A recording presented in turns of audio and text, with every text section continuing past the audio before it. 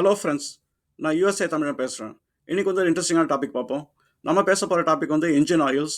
இது வந்து நம்மளுக்கு எப்படி யூஸ்ஃபுல்லாக இருக்குது, நம்ம என்ன ஆயில் வந்து சூஸ் பண்ணணும், இதை பற்றிலாம் வந்து இந்த வீடியோவில் பார்க்கலாம். நீங்கள் இந்த சேனலுக்கு வந்து புதுசாக வந்திருந்தீங்கன்னா சப்ஸ்கிரைப் பண்ணுங்கள். என்னோட டெக்னிக்கல் வீடியோஸையும் ஷேர் பண்ணுங்கள், எனக்கு ரொம்ப ஹெல்ப்ஃபுல்லாக இருக்கும். என்னோட வெப்சைட் usatamilian.com, அங்கே போய் பாருங்கள். நிறைய வீடியோஸ் வந்து நான் கேட்டகரைஸ் பண்ணி வச்சுருக்கேன், உங்களுக்கு ஹெல்ப்ஃபுல்லாக இருக்கும். என்னோட தமிழ் சயின்ஸ் கம்யூனிட்டி வாட்ஸ்அப் சேனலோட லிங்க் வந்து நான் கீழே போடுறேன் டிஸ்கிரிப்ஷனில். அங்கே வந்து ஜாயின் பண்ணுங்கள். அங்கே சயின்ஸ் கம்யூனிட்டி பில்ட் ஆகிட்டு இருக்கு. நீங்களும் அதில் வந்து கலந்துக்கலாம், உங்கள் நாலேஜை வளர்த்துக்கலாம். நானும் உங்ககிட்ட வந்து நிறைய கற்றுக்க வாய்ப்புகள் இருக்குது. சரி, நம்ம வீடியோக்குள்ள போகலாங்களா? ஓகே.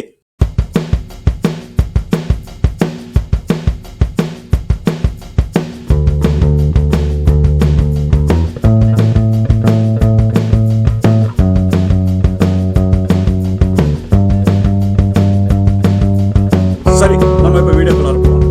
இன்னைக்கு பேச போகிற டாபிக் வந்து நம்ம இன்ஜின் ஆயில்ஸ். அந்த இன்ஜின் ஆயில் வந்து எங்கே யூஸ் பண்ணுறோம் அப்படின்னா, இந்த டூ வீலர்ஸ், அப்புறம் கார்ஸ், இந்த பெரிய வெஹிக்கல்ஸ் இதில் வந்து கண்டிப்பாக யூஸ் பண்ணுவோம். ஏரோப்ளேன் வரைக்கும் நம்ம இன்ஜின் ஆயில் வந்து டெஃபினட்டாக யூஸ் பண்ணி ஆகணும், வேறு வழி கிடையாது. இந்த வீடியோ வந்து உங்களுக்கு புரியணும் அப்படின்னா, இந்த ஆயில் வந்து எப்படி ஃபார்ம் ஆயிடுச்சு எர்த்தில் அப்படின்றது நான் ஒரு வீடியோ போட்டிருக்கேன். அந்த வீடியோ போய் பாருங்கள் ரெஃபரன்ஸ்க்கு. உங்களுக்கு வந்து ஆயில் வந்து எப்படி உருவாகுது அப்படின்றது தெரிஞ்சு போயிடுச்சுன்னா, அதுக்கப்புறம் வந்து இதெல்லாம் வந்து புரியுது வந்து சர்வசாதாரணமாக போயிடும். அதனால் ஹைலி ரெக்கமெண்ட் பண்ணுவேன் அந்த வீடியோ போய் நீங்கள் பார்க்கணும் அப்படின்னு. நீங்கள் வந்து வண்டி ஒன்று ஓன் பண்ணியிருந்தீங்கன்னா, டூ வீலராக இருக்கட்டும், ஃபோர் வீலராக இருக்கட்டும், இல்லை ஹெவி வெஹிக்கல்ஸாக இருக்கட்டும், ரெண்டு விஷயம் நீங்கள் கண்டிப்பாக பண்ணி ஆகணும். ஒன்று வந்து அதுக்கு கேஸ் போட்டாகணும், அதாவது பெட்ரோல் இல்லை டீசல் ஏதோ ஒன்று போட்டாகணும். அதுக்கப்புறம் வந்து ஆயில் சேஞ்ச் பண்ணணும். இந்த ஆயில் சேஞ்ச் வந்து பண்ணாமல் விட்டிங்க அப்படின்னா வண்டி வந்து சீக்கிரமாக வந்து ஒர்க் பண்ணாது. ஸோ இது ரொம்ப எசென்ஷியலான ஒரு பார்ட்டு. ஆனால் இதில் தான் வந்து குழப்பமே. ஆயிலில் வந்து ரெண்டு வெரைட்டி இருக்குது. ஒன்று வந்து கன்வென்ஷனல் ஆயில் அப்படின்வோம், இன்னொன்று வந்து சிந்தட்டிக் ஆயில் அப்படின்னு சொல்லுவோம். இது ரெண்டுத்துக்கு வித்தியாசம் என்ன? நம்ம வந்து எதுக்கு வந்து ஒன்று சூஸ் பண்ணணும், ஏன் இன்னொன்று சூஸ் பண்ணக்கூடாது? இல்லை நம்ம ரெண்டுத்தில் வந்து ரெண்டுமே மாற்றி மாற்றி போடலாமா? இந்த மாதிரி நிறைய கொஷின்ஸ் வந்து வந்திருக்கலாம் உங்களுக்கு. அதை பற்றி நம்ம இந்த வீடியோவில் பார்க்கலாம். பட் எப்படி வந்து நம்ம என்ஜின் ஆயில் வரைக்கும் வந்தோம் அப்படிங்கிறது முதல்ல நம்ம வந்து பார்த்துக்கலாம். இந்த இன்டர்னல் கம்பஷன் எல்லாம் கண்டுபிடிச்சோன்னு ஒரு பிரச்சனையில் மாட்டிட்டாங்க. அது என்னன்னா, அந்த என்ஜின் வந்து சீக்கிரமாக வந்து ஹீட் ஆகிடும், அது ஒரு பிரச்சனை. இன்னொன்று வந்து இந்த இன்டர்னல் கம்பஷன் ப்ராசஸில் வந்து நிறைய டஸ்ட் கலெக்ட் ஆகிடும். அந்த டஸ்ட்டே வந்து என்ஜினை வந்து உட்கார வச்சிரும், அது இன்னொரு பிரச்சனை. அதுக்கப்புறம் இன்னொன்று என்ன, உள்ளே இருக்கிற அந்த கம்பஷன் ப்ராசஸ் வந்து பார்த்தீங்க அப்படின்னா, அந்த நம்ம போடுற ஃபியூல்லேருந்தே நிறைய பை ப்ராடக்ட்ஸ் வந்து வெளியில் வந்து அது என்ஜின்லேயே வந்து தங்கிடும். அதனால இன்ஜினில் பார்த்தீங்கன்னா அந்த மோல்டு பில்டப் பண்ணிடுவாங்க. அந்த கருப்பு கலரில் வந்து இருக்கும், சார்கோல் மாதிரி. அது பில்டப் ஆகி அதே வந்து என்ஜினை வந்து ஃபங்க்ஷன் பண்ணாமல் விடாமல் போயிடும். இந்த மாதிரி நிறைய பிரச்சனைகள் வந்ததுனால என்ன ஆச்சுன்னா, ஒரு லூப்ரிகன்ட் ஒன்று தேவைப்பட்டது அவங்களுக்கு. அந்த அந்த டைமில் வந்து இருக்கிறதெல்லாம் யூஸ் பண்ணாங்க, ஆனால் எதுவும் செட் ஆகலை. அதுக்காக தான் நான் வந்து இதுக்காக ஒரு டிசைன் பண்ணி ஆகணும் அப்படின்னு சொல்லி இன்ஜின் ஆயில் அப்படின்னு வந்து கண்டுபிடிக்க ஆரம்பிச்சாங்க. என்ஜின் ஆயிலுக்கும் பெட்ரோலுக்கும் டீசலுக்கும் எல்லாத்துக்கும் ஒரே சோர்ஸ் தான், அது வந்து க்ரூட் ஆயில். அதை தான் நம்ம வந்து பூமி கடியிலேருந்து வெளில எடுக்கிறோம். அந்த க்ரூட் ஆயில் எடுத்துட்டோன்னே நம்ம நிறைய ரிஃபைனிங் ப்ராசஸில் போவோம். அதில் பெட்ரோல், டீசல் இதெல்லாம் வந்து நம்ம செப்பரேட் பண்ணிடுவோம். அதில் இன்னொரு ரிஃபைனிங் மெத்தட் வந்து என்ஜின் ஆயிலை வந்து எடுக்கிறது. அதாவது நம்ம போகிற பெட்ரோல் பக்கத்திலே இருந்து நம்மளோட சிலிண்டர்ஸ் இதெல்லாம் வந்து கொஞ்சம் ப்ரொடெக்ட் பண்ணுறதுக்கு ஹெல்ப்ஃபுல்லாக இருக்குது. அதனால தான் வந்து இன்ஜின் ஆயில் வந்து அந்த டைமில் வந்து ரொம்ப சூப்பர் டிமாண்டாக இருந்தது. அதுக்கப்புறம் இந்த ரிஃபைனிங் மெத்தட்ஸ் எல்லாம் வந்து கொஞ்சம் நல்லா பெட்டர் ஆகிட்டோன்னா வந்து இன்ஜின் ஆயில் வந்து இப்போ வந்து நேச்சுரலாகவும் எடுக்க முடியும், ஆர்டிஃபிஷியலாகவும் ப்ரொடியூஸ் பண்ண முடியும். அந்த மாதிரி ஸ்டேஜ் நம்ம வந்துட்டோம். பட் இப்போ இன்ஜின் ஆயிலோட மெயின் ஃபங்க்ஷன் வந்து என்ன அப்படின்னா, நம்மளோட அந்த சிலிண்டரில் வந்து பிஸ்டன் வந்து உள்ளே போயிட்டு ஒரு இந்த எக்ஸ்ப்ளோஷன்ஸ்லாம் கிரியேட் பண்ணும்போது இந்த இன்ஜின் ஆயில் வந்து கூடயே இருக்கும். ஆனால் அந்த இன்ஜின் ஆயில் வந்து என்ன பண்ணால், அந்த பிஸ்டன் வந்து அந்த ஃப்ரிக்ஷன் கிரியேட் ஆகும்போது ஒரு ஹீட் ஜென்ரேட் ஆகும். இந்த இன்ஜின் ஆயில் தான் வந்து சிலிண்டருக்குள்ளார வந்து கூல் பண்ண ஆரம்பிக்கும். ஸோ அது ஒரு பிரைமரி பர்பஸ். இன்னொன்று வந்து என்னன்னா, நம்ம போடுற ஃபியூல்லே வந்து நிறைய டஸ்ட் வந்து வர ஆரம்பிச்சிடும். ஏன்னா அது ரிஃபைன்டு ஃபியூல் தான், ஆனால் அதுலேயும் கொஞ்சம் இம்ப்யூரிட்டிஸ் இருக்கும். அந்த இம்ப்யூரிட்டிஸ் வந்து இந்த இன்ஜின் ஆயில் வந்து கலெக்ட் பண்ணிட்டு வெளியில் வந்துடும்.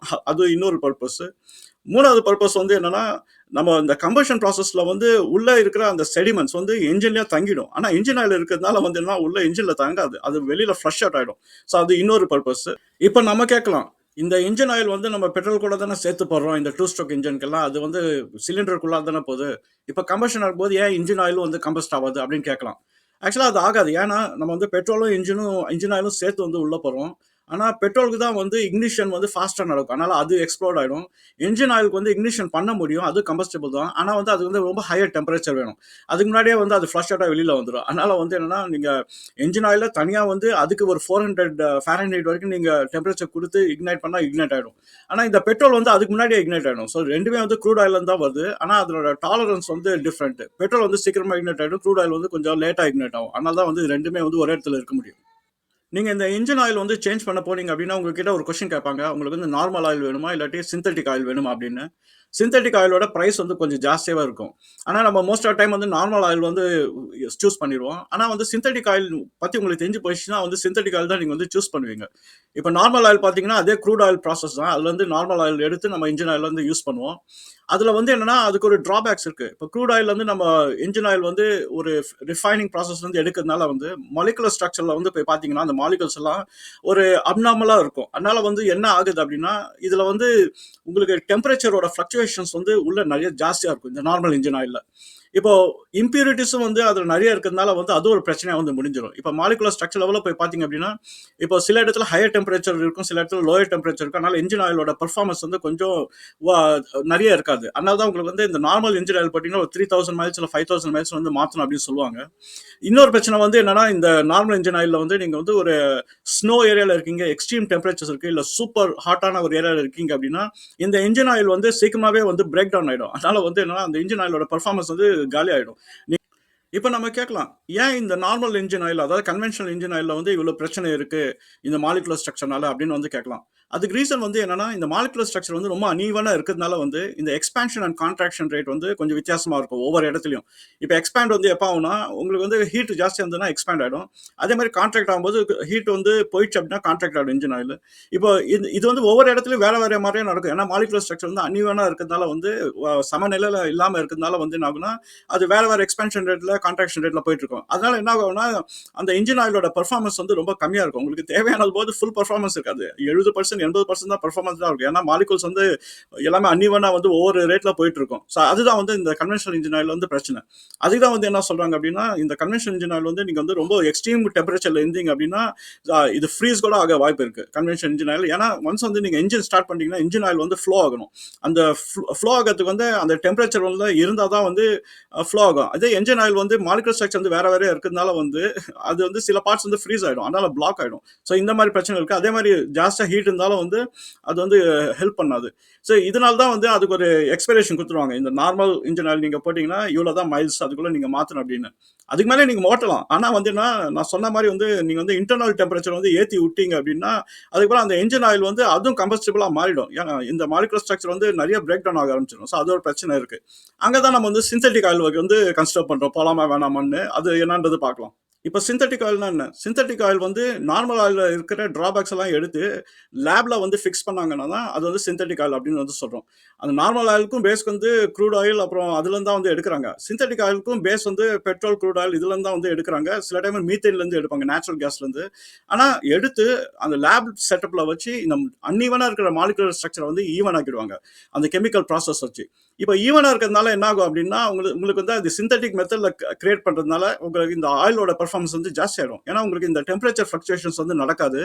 அதே மாதிரி இந்த சிந்தட்டிக் ஆயிலோட பெர்ஃபார்மன்ஸ் வந்து இதை பேஸ் பண்ணி இருக்கிறதுனால வந்து நிறைய வந்து உங்களுக்கு பெர்ஃபார்மன்ஸ் கொடுக்கும். அதனால உங்களுக்கு வந்து நிறைய லக்ஸுரி கார்ஸ் இல்லை இந்த ஃபெராரி மாதிரி கார்லாம் நீங்க போயிட்டீங்க அப்படின்னா உங்களுக்கு வந்து நார்மல் ஆயிலே யூஸ் ஆகாது. சிந்தட்டிக் ஆயில் தான் நீங்க போட்டாகணும்.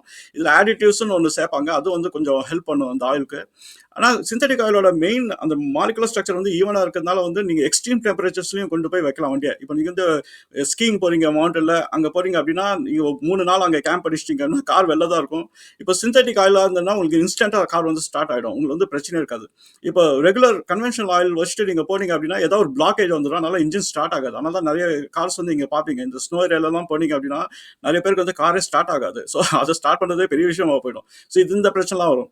ஸோ சிந்தட்டிக் ஆயில் வந்து உங்களுக்கு இந்த மாலிகுலர் ஸ்ட்ரக்சரோட எக்ஸ்பான்ஷன் அண்ட் கான்ட்ராக்ஷன் ரேட் வந்து ப்ராப்பரா நடக்கிறதுனால, ஈவனா நடக்கிறதுனால உங்களுக்கு ஆயிலோட லைஃப் வந்து எக்ஸ்டெண்ட் ஆயிடும். இப்போ நார்மல் ஆயில் வந்து நீங்க வந்து 3000 இல்லை 5000 மைலுக்கு ஒரு வாட்டி நீங்க சேஞ்ச் பண்ணா சிந்தட்டிக் ஆயில் வந்து உங்களுக்கு 2 மடங்கு இல்லை 3 மடங்கு கொடுத்துரும். நீங்க 10,000 மைல்ஸ் இல்லை 15,000 மைல்ஸ்க்கு ஒரு வாட்டி தான் சேஞ்ச் பண்ண வேண்டியதா இருக்கும்.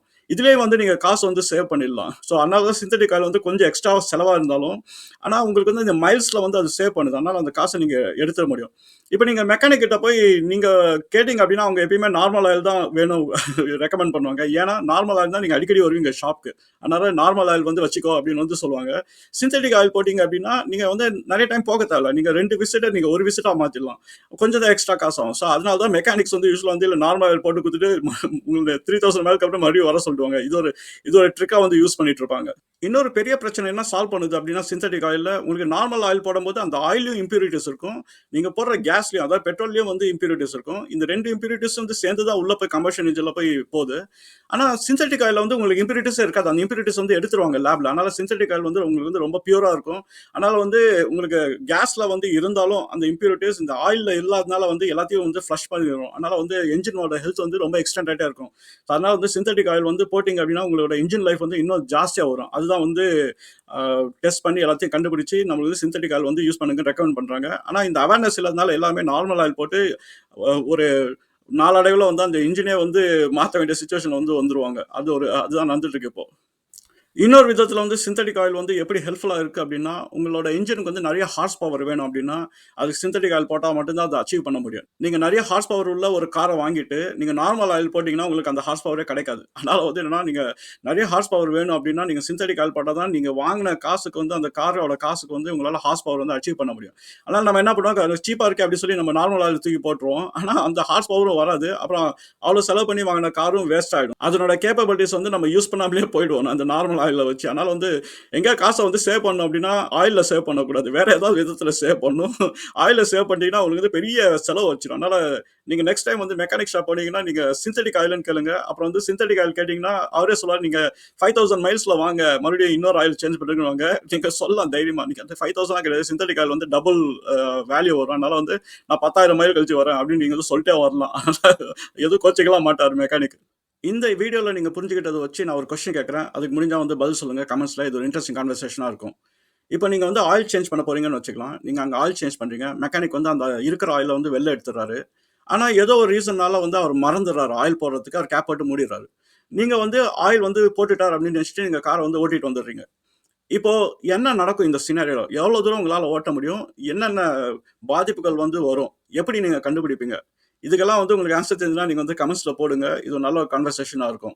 இந்த மாதிரி எனக்கு ஒரு டைம் நடந்திருக்கு. ஆனால் வந்து காரில் வந்து அலாம் இருந்ததுனால வந்து என்னால் வந்து அந்த வெளியில் வரதுக்கு முன்னாடியே வந்து நான் வந்து கண்டுபிடிச்சிட்டேன். பட் நிறைய காரில் அலாம்ஸ் இருக்காது. பட் இந்த மாதிரி நடந்ததுன்னா என்ன பண்ணியிருப்பீங்க? அது வந்து சொல்லுங்கள் கமெண்ட்ஸில். சரி, நான் இப்போ குழப்பாமல் உங்களுக்கு வந்து இன்ஜின் ஆயில் பற்றி நான் எக்ஸ்பிளைன் பண்ணியிருக்கேன்னு நினைக்கிறேன். உங்களுக்கு இந்த வீடியோ பிடிச்சிருந்ததுன்னா டெஃபினட்டாக வந்து என் சேனலை சப்ஸ்கிரைப் பண்ணுங்கள். உங்கள் ஃப்ரெண்ட்ஸ்கிட்டையும் போய் ரெக்கமெண்ட் பண்ணுங்கள். என்னோட வாட்ஸ்அப் லிங்க்லையும் வந்து ஜாயின் பண்ணுங்கள், தமிழ் சயின்ஸ் கம்யூனிட்டி. நம்ம அடுத்த வீடியோவில் இன்னொரு இன்ட்ரெஸ்டிங்கான டாப்பிக்கோட பார்ப்போம். சரிங்களா? பாய்.